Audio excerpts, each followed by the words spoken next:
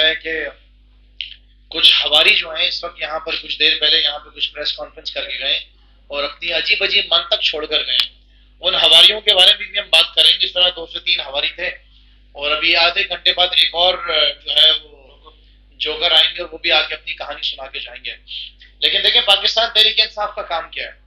पाकिस्तान तहरीक इंसाफ ने जो अपना किरदार इस पिछले 3.5 साल के अरसे में जहां हम बैठे इस असेंबली में जो किरदार हमने अदा किया है, ये जो हमारे यहाँ पे सीनियर सहाफ़ी यहाँ पे सारे बैठे हैं, मेरे ख्याल से तारीख के अंदर ये लिखेंगे कि जो असल चेहरा पाकिस्तान पीपल्स पार्टी का पाकिस्तान तहरीक इंसाफ ने बेनकाब करा है। क्योंकि देखें पहले तो इनके इत्तेहादी होते थे ना, ये मजबूर कौमी मूवमेंट पहले भी इनके हिस्सेदार थी और उसके पहले भी उनकी हिस्सेदार रही। तो जो किरदार पाकिस्तान तहरीक इंसाफ के एमपीएस ने सिंध असेंबली में पाकिस्तान पीपल्स पार्टी को बेनकाब करने में किया है, मैं तो खिराज तहसीन पेश करूंगा अपने उन तमाम मेंबर्स को जो कि बड़े जूनियर थे सियासत के अंदर और आते साथ उन्होंने जिस तरह इनकी धुलाई की है और जिस तरह अवाम के अंदर इनको बेनकाब किया है, मैं अपने तहरीक इंसाफ के तमाम मेंबर्स को जो है खिराज तहसीन पेश करता हूँ। उसके साथ साथ आज एक अच्छी खबर और मिली है कराची वालों को कि एक आखिरी अदालत के अंदर जो केस लगा हुआ था इलेक्शन से भागने का, आज वो केस भी खत्म हो गया है। हमारे लिए ये बहुत खुशी की बात है। आप मुस्कुरा रहे हैं बाब साहब, हमारे लिए बहुत खुशी की बात है। उसकी वजह ये कि देखिए पाकिस्तान तहरीक इंसाफ ही तो है जिसको कराची की फिक्र है। पाकिस्तान तहरीक इंसाफ ही तो है जो सुबह शाम एक आवाज उठा रही है कि शहर कराची के मसाइल हल करने, शहर कराची के अंदर मुसीबतों का खात्मा करना है, अवाम की जो चीखें निकली हुई हैं उनको ठीक करना है, उनके मसाइल हल करने हैं। और कौन सी सियासी जमात है। मजबूर कौमी मूवमेंट के तो आपने हशर देख लिए, उनके हालात क्या है और थोड़ा बेहतर तरीके से मैं आपको इनके हालात बताऊंगा। लेकिन पाकिस्तान तहरीक इंसाफ आज इस बात पे बहुत खुश है कि अदालत से भी इनकी छुट्टी हो गई है, मजबूर कौमी मूवमेंट की, इनकी इलेक्शन कमीशन से भी छुट्टी हो गई है और अवाम ने तो इनकी वैसे भी छुट्टी कर दी है।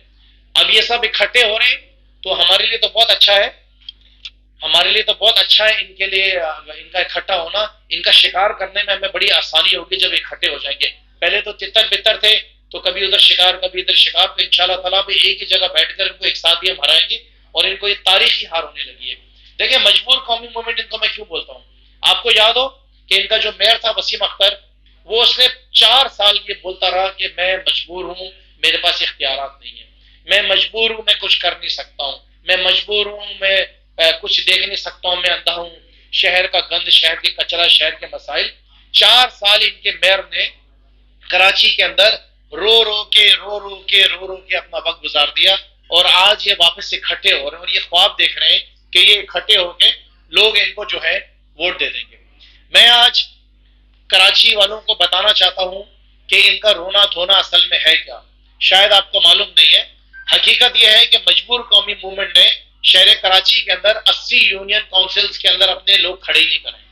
लोग खड़े क्या नहीं करे, लोग इनके पास थे ही नहीं, लोग इनकी टिकट के ऊपर इलेक्शन लड़ना ही नहीं चाहते थे। ये तो हाथ पैर जोड़कर पकड़कर मिन्नत समाज करके बोला इज्जत का सवाल है, तो वो हाथ पैर जोड़ने में भी कोई 52% जो है ये अपने कैंडिडेट्स खड़े कर सके कराची के अंदर। वेयर एज कराची के अंदर जो सबसे नंबर 1 पे सियासी जमात है जिसने सबसे ज्यादा नॉमिनेशंस फाइल की हैं वो है पाकिस्तान तहरीक इंसाफ। और ये बात साबित करती है कि पाकिस्तान तहरीक इंसाफ ही वाहिद जमात है जो इस इलेक्शन में सीरियस है। 246 में से 241 यूनियन काउंसिल में से पाकिस्तान तहरीक इंसाफ के नुमाइंदे खड़े हैं और ये 4 से 5 जो रह गए वो भी उनकी अपनी नॉमिनेशन गलत फाइल करने की वजह से ये रह गए। सो हकीकत असल में जो है वो ये है, जो इनका रोना धोना है और इनकी जो ड्रामेबाजियां हैं, जो तमाशा इन्होंने लगाया हुआ है, जो मजबूर कौमी मूवमेंट अपने आंसू बहा रही है, उन आंसुओं के बहने की जो वजह है वो सिर्फ ये है कि इनके पास लोग ही नहीं है और ये जानते हैं कि जितनी सीटों पर इन्होंने इलेक्शन लड़ा है उसमें भी ज्यादातर ये हार जाएंगे। अच्छा जी, आगे सुनते जाएं और मुस्कुराते जाएं। 2 वफाकी वजीर हैं इनके। अच्छा, केपीटी के अंदर क्या हो रहा है आजकल, केपीटी में कौन सी दुकान लगी हुई है और किस तरह केपीटी में सुबह शाम जो है वहां पे धंधे चल रहे हैं वो कौन नहीं जानता है। जब से साहब पजामा पहनकर पहुंचे हैं उस दिन से वो सारा दिन वहीं बैठे रहते हैं और दिन रात मेहनत कर रहे हैं। और आज पूरे शहर के अंदर सिर्फ एक ही जो है वो वाह हो रही है, वो केपीटी के मिनिस्टर की हो रही है। तो मैं मैं यकीन रखता हूँ इस बात पे कि बहुत सारी किताबें खुलेंगी अगर ये समझ रहे हैं कि ये जो अली जैदी साहब हमारे जो सारा माल जमा करके इकट्ठा करके गए थे, मैं भी जैदी साहब से कहता था कि जैदी साहब खर्च कर डालें, ये दूसरे आएंगे ना तो सफाया कर जाएंगे। सो वो जितना भी जमा किया हुआ माल है वो भी अल्लाह ही खैर करे कि कराची का पैसा, पूरे पाकिस्तान का पैसा केपीटी में, वो जब ये जाएंगे तो फिर हम आगे इनका हिसाब किताब कराएंगे। और इनको मैं बताना चाहता हूँ कि नैब की किताबें भी खुलेंगी वापस और सारे केसेस भी खुलेंगे। अगर ये समझ रहे हैं कि सफाया करके निकल जाएंगे तो इनकी गलत फहमी है। सो दो वफाकी वजीर हैं इनके पाकिस्तान में इस वक्त, उनको मैं नहीं जानता हूँ कि क्यों नहीं छोड़ देते। छोड़ दें उसको, घर चले जाए, रोना धोना हमारे सामने क्या लगाया है। एक गवर्नर, इस सियासी जमात ने हमेशा गवर्नर हाउस को इन 2 नंबर कामों के लिए इस्तेमाल किया है। गवर्नर साहब की शिकायत मैंने सदर पाकिस्तान से भी लगाई है और सदर पाकिस्तान आते रहते हैं पाकिस्तान कराची शहर, और गवर्नर हाउस में उनकी मुलाकात भी होती है। मुझे यकीन है कि इस दफा जब सदर पाकिस्तान आएंगे तो जरूर जो है इनसे सवाल किए जाएंगे जो कुछ ये एज गवर्नर की हैसियत से इस वक्त काम कर रहे हैं। और कराची का एडमिनिस्ट्रेटर भी इनके पास है, फिर भी रोना धोना है, फिर भी आंसू निकाल रहे हैं, फिर भी ड्रामेबाजियां कर रहे हैं। 6 कायमा कमेटी जो है मजबूर कौमी मूवमेंट के पास है, फिर भी रो रहे हैं। भाई छोड़ दो ना, 6 कायमा कमेटी छोड़ दो, SAPM छोड़ दो, प्राइम मिनिस्टर के स्पेशल असिस्टेंट स्पेशल सेक्रेटरी की पोजीशन छोड़ दो, 2 वफाकी वजीर छोड़ दो, कराची की जान छोड़ो। एक दफा इन्होंने वापस कराची को बेचने का जो प्लान है वो पूरा कर लिया है। ये समझ रहे हैं कि कराची में एक दफा वापस ही चाइना कटिंग करेंगे, ये समझ रहे हैं कि कराची के अंदर वापस जो है ये भत्ताखोरियां करेंगे, ये समझ रहे हैं ये सारे इकट्ठे होके एक दफा वापस बोरी बंद लाशों का जो है सिलसिला चलाएंगे।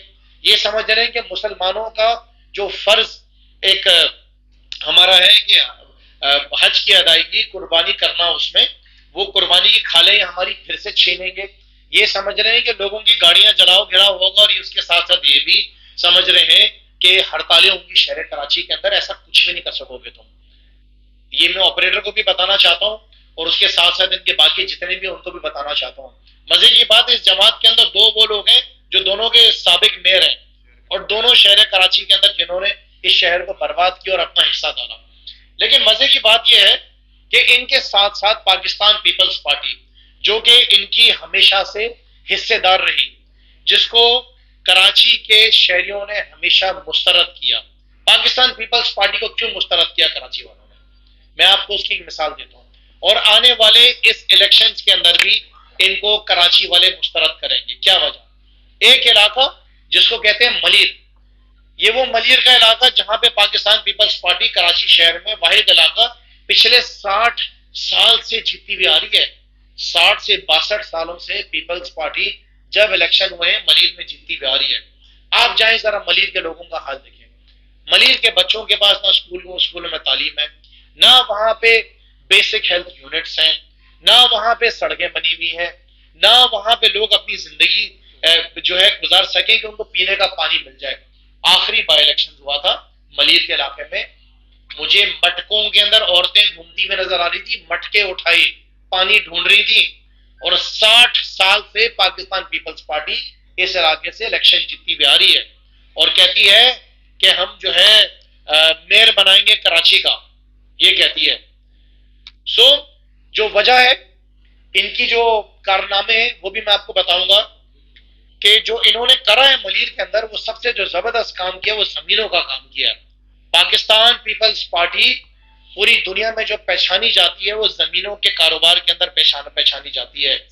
जमीनों पे सिस्टम चलाने में पाकिस्तान पीपल्स पार्टी पहचानी जाती है।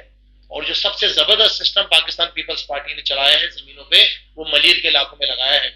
वहां पे डीसी भी इनकी मर्जी का लगता है, वहां पर जो है असिस्टेंट कमिश्नर भी इनके मर्जी के लगते हैं, वहां पे मशहूर जमाना SSP DSP क्या नाम है जरा, बहुत मशहूर थे वो जो राव अनवार साहब, वो भी इनके मर्जी के लगते हैं।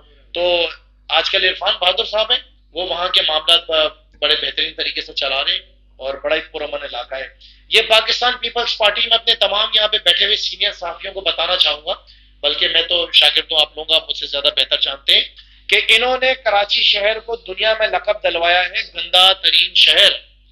शुक्रिया पीपल्स पार्टी के, आपकी वजह से दुनिया में शहर कराची गंदा तरीन शहर के नाम से लकब दिलाया है।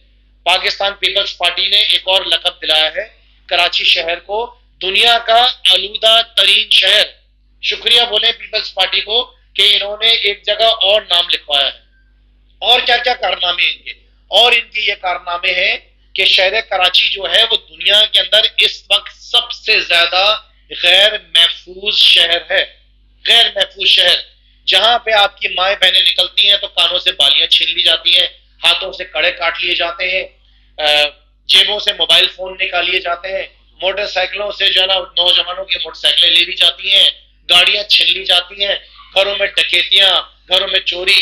ये सिर्फ शहरी इलाकों के हालात नहीं है, गांव देहातों के अंदर डाकुओं का राज है। ये है पाकिस्तान पीपल्स पार्टी। वाह जी वाह, ये पीपल्स पार्टी है, ये कारनामे इनके। और ये कहती है कि मैं मेयर लाऊंगा अपना। उसके साथ साथ पिछले दिनों चीफ मिनिस्टर के मेहमानों को, बाहर से आए हुए मेहमान वो भी लुट गए, जो प्रोटोकॉल पर्सन थे, इनके जो फोकल पर्सन थे, वो भी पिछले दिनों चीफ मिनिस्टर के जो है वो लुट गए। अल्लाह तेरा लाख लाख शुक्र है वो लुटे। मेरी दुआ अल्लाह तेरे से किसी दिन ये सीएम भी लुटे, इसको भी किसी दिन कोई लुटे, इसका मोबाइल फोन छीने, इसके जेब से पैसे निकाले, इसके घर में से किसी की बालियां कोई उतारे, इसके किसी घरवाली के कोई कड़े उतारे। क्योंकि मेरी तो घरवाली के मोबाइल भी छीन लिया है, उसका पर्स भी छीन लिया है, मेरी भाभी का भी पर्स छीन के चले गए थे। इस चीफ मिनिस्टर की भी घरवाली के जो ना पर्स छीने कोई, इस चीफ मिनिस्टर की भी जेब से कुछ पैसा निकाले, इस मुराद अली शाह की भी मुरादें जो है ना, जो पूरी, मेरा भी मैं ज्यादा बोलूंगा तो बात मेरी पूरी हो जाएगी। इस मुराद अली शाह ने जितनी मुरादें सिंध वालों की छीनी है ना, शायद पूरी जिंदगी में कोई मिसाल नहीं मिलेगी। फिर ये कहते हैं कि हम अपनी हुकूमत बनाएंगे, हम सिंध कराची में अपनी हुकूमत बनाएंगे। इन्होंने कराची वालों का तलत साहब ये हाल किया है कि कराची के शहरियों के पास पहले कहा जाता था, जब हम स्कूल से आते थे नलके में पानी पीते थे, कहते थे कि 10% लोगों के पास जो है सिंध में कराची में पानी नहीं आता है। आज कहा जाता है कि सिर्फ 10% लोगों के पास पानी आता है, बाकी पानी टैंकर में आता है, टैंकर के जरिए आता है। ये वो सियासी जमात है जो पीने के पानी के ऊपर भी सिस्टम चलाती है। यहां बैठकर कलमा पढ़वा लें इनसे कि जो टैंकर जा रहे हैं वो बिखरे नहीं बिखरे। हर इनका जो नुमाइंदा है इस शहर का, जो इनका जिम्मेदार है, उसको टैंकर जाते हैं, वो टैंकर बेचता है, पैसे जेब में डालता है, आवाम को मुफ्त में टैंकर नहीं देते हैं। आपके हमारे घरों के अंदर जो पीने का पानी टैंकर के जरिए आता है, ये वो भी हक हमारा खा जाते हैं। शहर कराची के अंदर ये कुत्तों का खात्मा नहीं कर सके, कुत्तों का खात्मा नहीं कर सके। हर कोने में कुत्ता खड़ा हुआ है, बच्चों को काट रहा है, बच्चे मर रहे हैं शहर कराची के अंदर। ये पाकिस्तान पीपल्स पार्टी है।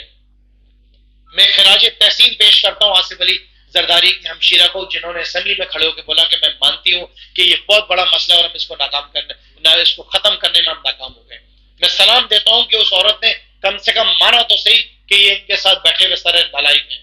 करोड़ों रुपए खर्च किए गए अमीर साहब, करोड़ों रुपए उनको न्यूट्रल करने में, वो कुत्तों को तो न्यूट्रल कर नहीं सके ये। अब मेरा ये सवाल है कि शहर कराची के साथ और आप क्या करना चाहते हैं? अब इनकी तैयारियां क्या हैं?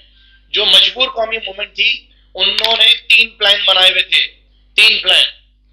उन 3 प्लान में क्या था? प्लान ए, इलेक्शन पोस्टपोन करा दें, कराची वालों को ख्वार कराते रहें, उसके अंदर नाकाम हो गए।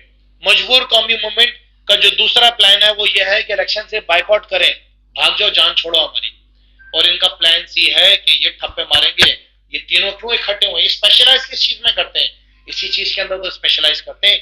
इसी वजह से हमारी जो है गुजारिश है अपने इदारों से, हमारे chief of the army staff से, आसिम मुनीर साहब से, हमारी अदालतों से गुजारिश है कि देखें, इलेक्शन वाले दिन आपसे गुजारिश है कि ये इस इलेक्शन को फ्री एंड फेयर इलेक्शन कराने के लिए हमारा भरोसा हमारी अफवाज पाकिस्तान के ऊपर है। हम चाहते हैं कि पोलिंग स्टेशन के अंदर और पोलिंग स्टेशन के बाहर रेंजर्स खड़ी हों, वहां पे अफवाज पाकिस्तान के जवान खड़े हों जो इनको रोक सके। तो ये कराची के अंदर अगर इनका ख्वाब है कि यहाँ पे अपनी हुकूमत बनाएंगे, तो ये ठप्पे मार के तो शायद बना सके। कराची की आवाम तो भाई आपकी शक्ल देखना नहीं चाहती है। ख्वाब में भी अगर आपको देख लेना पीपल्स पार्टी, तो रोंगटे खड़े हो जाते हैं, ऐसे झटके मार के लोग खड़े हो जाते हैं अगर ख्वाब में भी आप नजर आ जाए। जो हशर आपने आवाम का किया है, आज सूबे भर के अंदर हर गली के कोने में आटे के लिए हमारी माँ बहनें देखें, ये हमारी औरतें, हमारी खवातीन बुरखे के अंदर, पर्दे वाली औरतें मर्दों के साथ चिपक के खड़े होके अपने बच्चों के खातिर जो है वो पैसे दे के आटा खरीद रही हैं। ये हाल कर दिया पाकिस्तान पीपल्स पार्टी ने पाकिस्तान के लोगों का, अवाम का। आज मुल्क भर में जो हालात है उसके जिम्मेदार कौन है? उसका जिम्मेदार सबसे बड़ा आसिफ अली जरदारी है। जिस जरदारी ने जमीर फरोशों को खरीदा, जिस जरदारी ने सूबे सिंध की अवाम का पैसा जो अवाम के ऊपर खर्च होना था, उनकी फलाह बहबूद पे खर्च होना था, पीने के पानी पे, बच्चों की तालीम के ऊपर, अवाम की सेहत के ऊपर, हमारे बुजुर्गों की सेहत के ऊपर, वो पैसा इन्होंने जमीर फरोशों को खरीदने के लिए सिंध हाउस में मंडी लगाई। आज अगर आपकी औरतें सड़कों पे खड़े होकर आटा खरीद रही हैं, उसका जिम्मेदार आसिफ अली जरदारी है। आज अगर आपके बुजुर्ग सिंध भर में, पंजाब में, केपी में अगर धक्के खा रहे हैं, लाइनें लगाएंगी आटा खरीदने के लिए, उसका जिम्मेदार आसिफ अली जरदारी है। और उसके साथ साथ मजबूर कौमी मूवमेंट, क्योंकि वो मजबूर थी, उनकी कोई अपनी औकात नहीं, उनकी कोई अपनी हैसियत नहीं, उनकी कोई इज्जत नहीं, उनका घर बार नहीं। कुछ तो होगा तुम्हारे पास, कोई जरा लाश तुम्हारे अंदर होती कि तुम मुल्क की खातिर खड़े हो जाते। नहीं, तुमने रिजीम चेंज का अपना हिस्सेदार बनना था। यहां पर बैठे अभी कुछ देर पहले कुछ 3 चूहे बोल रहे थे कि 95 रुपए का वो गंदम देंगे। अरे भाई, ये वही चूहे हैं जो सिंध के गंदम को खा गए, जो किताबों में लिखा हुआ है और हमें बताया कि गंदम जो है वो चूहे खा गए। ये वही चूहे बैठकर अभी तक प्रेस कॉन्फ्रेंस कर रहे थे। सबसे बड़ा चूहा जो है फूड मिनिस्टर यहाँ का, इस सूबे का, उससे पूछे कि गंदम की बोरियां जारी खाएं, ये कौन से चूहे खा रहे? ये चूहा है। भाई साहब, आप सर अपना पकड़ रहे हैं, खुदा की कसम खा के मैं आपसे कह रहा हूं कि ये हमारी गंदम की बोरियां कहां जा रही है? हमारी इज्जतें लुट रही हैं, हमारे घर बार, हमारे बच्चे बच्चियां, औरतें आटे लेने के लिए धक्के खा रहे इन चूहों की वजह से। कभी पता चला गंदम 9 साल से मैं सुन रहा हूं, जब यहाँ पे निसार खोड़ो साहब जो है सिंध असेंबली में फूड मिनिस्टर होते थे, खुले आसमान के नीचे जो है गंदम की बोरियां थी, वो बारिश में बह गई, खराब हो गई, उसको जो है उसके ऊपर फंगस लग गया। 9 साल से मैं सुन रहा हूं, ये नालायक हुकूमत जो है 9 साल में भी शेड जो है शेड नहीं बना सके। 9 साल में हर साल अरबों रुपए की गंदम चोरी हो जाती है, हर साल लाखों बोरियां गायब हो जाती हैं। क्यों? आटे का बहरान आ रहा है। आटे का बहरान इसी वजह से आ रहा है कि ये सब मुलव्वस हैं इन तमाम चीजों के अंदर। ये जिम्मेदार हैं, ये सिर्फ अपने धंधों में लगे हुए, इनको सूबे सिंध से कोई गर्ज नहीं है। आप मुझे बताएं ना, चले कराची के साथ तो ये सोतेली माँ वाला सलूक करते हैं, क्योंकि कराची वाले पीपल्स पार्टी को वोट नहीं देते इनके नाराजगियों की वजह से। मैं पूछना चाहता हूं कि जहां से आसिफ अली जरदारी जीत कर आए नवाब शाह से, वहां पे कौन सी दूध की नहरें बह रही है? जहां से बिलावल लड़काना से जीत कर आया है, वहां पे हमारे बच्चे, हमारी माँ बहनें, हमारे सिंधी भाई वो अपनी कौन सी बड़ी अच्छी जिंदगी गुजार रहे हैं। इस सूबे का चीफ मिनिस्टर जिसने 2 दफा अपनी जो सदारत लेके बैठा है, जिसके पास जो है फाइनेंस मिनिस्ट्री है, जिसके पास होम मिनिस्ट्री है, जो कि इस सूबे का नलाई के आला है, वो 7 से जहां से जीत कर आए, वहां पे मैं आपसे पूछता हूँ, आप साफी सब जाते हैं जब वहां पे इनके प्रोग्राम्स होते हैं, वहां पे आपने कौन सी जिंदगी अच्छी रखी? पंजाब मेरा सूबा, केपी मेरा सूबा, लेकिन वो आगे निकला जा रहा है, मेरा सूबा सिंध पीछे हो रहा है। मुझे इसकी तकलीफ है, जलन है मुझे, आप समझे इस बात की कि क्यों मेरा सूबा पीछे जा रहा है इन लोगों की वजह से। 15 साल से पीपल्स पार्टी इख्तियार में है, लेकिन मेरा सूबा, मेरा कराची शहर पीछे जाता जा रहा है, वो आगे की तरफ नहीं बढ़ रहा है। लोग मर रहे हैं, लोग लाइनों में खड़े हुए हैं, लाइन में खड़े होके लोग वहां पर जो है आटे की बोरियां खरीद रहे हैं, और ये बैठे चूहे फरमा रहे थे कि 95 रुपए का ये आटा देगा, 95 रुपए का। मुकेश चावला, मुझे बताओ कि कौन सी दुकान से जाके, मैं कल निकलूंगा पूरे कराची में तुम्हारे 95 रुपए का आटा खरीदने के लिए। हर दुकान में जाके मैं वीडियो बनाऊंगा। शर्जील मेमन, तुमने जो यहाँ पे बैठ के बातें की है, 2 दिन बाद में हर दुकान में जाऊंगा। तैयार रहना शर्जील मेमन, हम जानते हैं तुम तो मास्टर हो, तुम तो शराब को शहद में तब्दील कर देते हो। अब हम देखते हैं कि तुम 160 रुपए का आटा 95 रुपए में कैसे तब्दील करोगे। मेरा भी चैलेंज है कि मैं पूरे सूबे में जाऊंगा, मैं पूरे सूबे में जाके वीडियोस बना के आवाम को दिखाऊंगा कि कहां कहां पे गंदम जो है खुले आसमान के नीचे जो है वो खराब हो रहा है, कहां कहां पे। अब ये सियासी जमातें बाहर निकली हैं और ये प्लान बना रही हैं कि ये कराची के अंदर 15 तारीख को होने वाले इलेक्शंस को रिग करेंगी। मैं इनको चैलेंज कर रहा हूं, पाकिस्तान पीपल्स पार्टी को चैलेंज कर रहा हूं, जमात इस्लामी को चैलेंज कर रहा हूं, और मजबूर कौमी मूवमेंट को चैलेंज कर रहा हूं। इमरान खान के वोटर्स तुम तीनों को गिराएंगे, तीनों सियासी जमातों को। ये मेरा चैलेंज है, ये याद रखना मेरी बात। क्योंकि जो काम इमरान खान ने शहर कराची के लिए किया, किसी भी वफाकी हुकूमत ने NFC अवार्ड के बाद वो काम कराची शहर के लिए किसी भी वफाकी हुकूमत के वजीर आजम नहीं करा। ये शहर बारिशें होती थी, ये शहर डूब जाता था, आप सब सहाफी जानते हैं। पिछले दिनों चीफ मिनिस्टर साहब ने बताया पता नहीं 552 मिलीमीटर पता नहीं कितनी कितनी बारिश शहर कराची में हुई। क्या शहर कराची डूबा? नहीं डूबा इस बारिश में, क्योंकि मेरे वजीर आजम इमरान खान ने शहर कराची के 3 बड़े नारों की सिर्फ सफाई नहीं कराई, 33 अरब रुपए दे के सफाई भी करवाई। पीपल्स पार्टी की हुकूमत का फेंका हुआ और मजबूर मुकम्मल मूवमेंट के फेंके हुए कचरे उसमें से निकाले, मोटरसाइकिलें भी निकली उसके अंदर से चोरी की, कचरा निकला, ढेर निकले, क्योंकि कचरा कुंडी में तो कचरा जाता नहीं था ना, वो सब नालों में जाता था। एतराफ की सड़कें बनाई, इंक्रोचेस की, रीसेटलमेंट की, ये इमरान खान ने किया। मैं जाता था इंडस्ट्रीज के ऊपर, जब आग लगी होती थी फैक्ट्रीज में, मालिकान खड़े रो रहे होते थे। फायर ब्रिगेड का अमला मुझे कहता था कि पूछा मैंने एक दफा कि कब आग बुझेगी, वो क्या फरमाते हैं? उन्होंने कहा खुरम भाई जब सब जल के राख हो जाएगी तो आग बुझ जाएगी। भाई ये क्या बात हुई, जल के राख हो जाएगी? बोला ये फटीचर कपड़े हमने पहने हैं जो पीपल्स पार्टी की हुकूमत ने हमें दिए, इन कपड़ों में हम बाहर जाए, हमारे पास वो जूते नहीं है जो गर्माइश बर्दाश्त कर सके जिसे चल के हम अंदर जाएं, हमारे पास वो चश्मे नहीं है जो हीट बर्दाश्त कर सके हम अंदर पाइप लेके जाएं आग बुझाएं, और ये हमारी फटी हुई टैंकियों वाली फायर ब्रिगेड है, ये पानी लीक हो रहा है, आधा पानी उधर जाता आधा गिर जाता है, बाकी खराब खड़ी हम आग बुझाएंगे। इमरान खान ने 52 फायर ब्रिगेड और स्नॉकल्स दी इस शहर कराची के अंदर इस तरह के आफात से बचने के लिए। वो इमरान खान था। यहाँ पे बड़े बड़े रोड बनाए गए, बड़ी बड़ी सड़कें बनाई गई। नॉर्थ नाजमाबाद के अंदर 6 फ्लाईओवर्स एक दिन में बनाए गए। पाकिस्तान की तारीख में कभी भी एक दिन में 6 फ्लाईओवर्स इनॉग्रेट नहीं हुए, हुकूमत ने सिंध किए। मेरा तो गला दुख गया इनकी कहानियां सुना सुना के। बाकी बातें हमारे दोस्त करेंगे, लेकिन मैं अपनी बात खत्म करने से पहले ये बताना चाहता हूँ कि 15 तारीख को इंशाअल्लाह ताला कराची शहर की जो इलेक्शंस हैं बल्दियाती, उसमें पाकिस्तान तहरीक इंसाफ का मेयर आएगा। जो टाउन्स हैं वो भी हम जीतेंगे, मुकामी हुकूमतें हमारी बनेगी। 2 जमातों को बता दिए, तीसरी जमात के जो साहब हैं जमात इस्लामी, वो ख्वाब देख रहे हैं और लोगों को बता रहे हैं कि इमरान खान और PTI के जो वोटर्स हैं वो बल्दियाती इलेक्शन में उनको वोट देंगे और जनरल इलेक्शन में PTI को देंगे। अबे साहब ये ख्वाब देखना बंद करें, ऐसा नहीं होने लगा है। इमरान खान के वोटर्स पाकिस्तान तहरीक इंसाफ को वोट देंगे, ये ख्वाब देखना बंद कर दें। हमने सब तमाशे देख लिए हैं, आपका भी देख लिया। आपने बड़े बड़े बैनर लगाए थे जिसमें आप लिखते थे कराची की गिनती करो।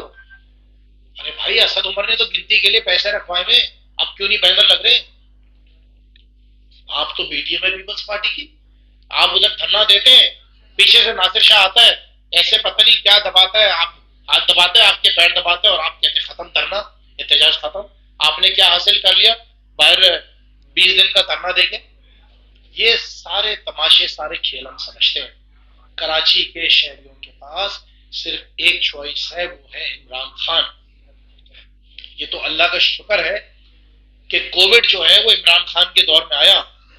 इस PDM के दौर में अगर कोविड आ जाता तो आप अंदाजा लगाएं इस कमरे के अंदर जितने सहाफी बैठे हुए हैं, एक एक शख्स के जिस्म में इस वक्त जो कोविड की वैक्सीन है वो इमरान खान की दी गई है। यहाँ तो पीपल्स पार्टी कुत्ता काट जाए तो रेबीज की वैक्सीन नहीं मिलती है। आप जाएं अस्पताल में जाके किसी बड़ी मेन वैक्सीन जाके आप ले लें, आपको टीका लगाने के लिए इंजेक्शन नहीं मिलेगा। वो इमरान खान था जिसने लंगर खाने खोले हुए थे मेरे भाई, वो इमरान खान था जिसने लंगर खाने खोले हुए थे और मजाक उड़ाते थे तुम इमरान खान का। वो लंगर खाने खोलता था और तुम्हारे दौर के अंदर औरतें बुजुर्ग बच्चे आज सड़कों पे धक्के खा रहे आटा लेने के लिए। वो इमरान खान था जिसने एहसास प्रोग्राम के जरिए कोविड के दौरान लाखों लोगों की फाइनेंशियल मदद की। वो इमरान खान था जिसने बिजली के बिल माफ किए कोविड के दौर में, गैस के बिल माफ किए। वो इमरान खान था जिसने पेट्रोल के ऊपर सब्सिडी दी। वो इमरान खान था जिसने डीजल के ऊपर सब्सिडी दी। वो इमरान खान था जिसके दौर में एक्सपोर्ट जो था वो अरूज के ऊपर जा रहा था, ऊपर आसमान की तरफ। दुनिया पूछ रही थी कि ये कौन आ गया है कोई। इमरान खान के दौर में कराची को 660 मेगावाट बिजली दी गई थी। मेरे साथी दोस्तों, आपके घरों में आज भी लोड शेडिंग हो रही है सर्दियों के मौसम में। कहां गई वो 660 मेगावाट?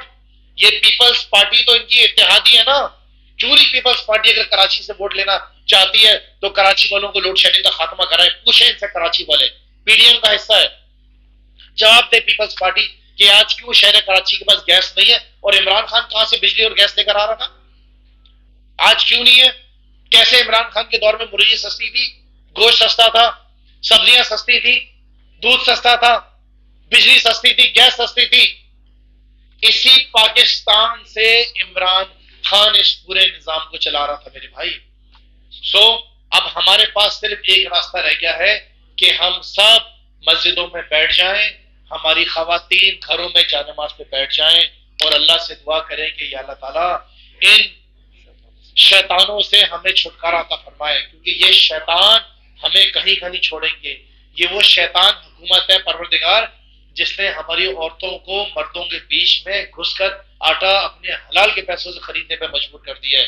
अब तो सिर्फ हम अल्लाह से दुआ करते हैं कि अल्लाह ताला इन शैतानों से हमारी जान छोड़ा और इस पाकिस्तान को एक ऐसा लीडर अता फरमा कि जो गरीबों का दर्द रखता हो, जो उनको रात को सुलाने की फिक्र करता हो कि उनको मैं कहीं कोई शेल्टर दे सकूं, सो सके। कोई ऐसा लीडर हमें अता फरमा कि जो रात को, जो दिन भर गरीबों को खाना खिलाने की फिक्र करे, जो एहसास प्रोग्राम के जरिए उनको जो है उनकी मदद कर सके, जो सस्ते घर बना सके, जो हाउसिंग स्कीम्स लेकर आ सकते। मैं क्या क्या आपके साथ आप बैठे तो मैं 2-3 घंटा बात कर सकता हूँ। लिहाजा आप तमाम साथी दोस्तों का बहुत बहुत शुक्रिया।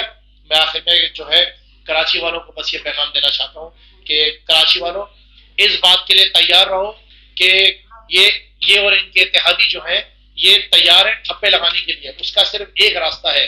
पहला रास्ता है कि इंशाल्लाह ताला फौज पाकिस्तान आएगी, रेंजर्स आएगी, इनको रोकेगी। हमें यकीन है अपनी फौज पे और हमें यकीन है अपने इदारों पे, ये काम करेगी।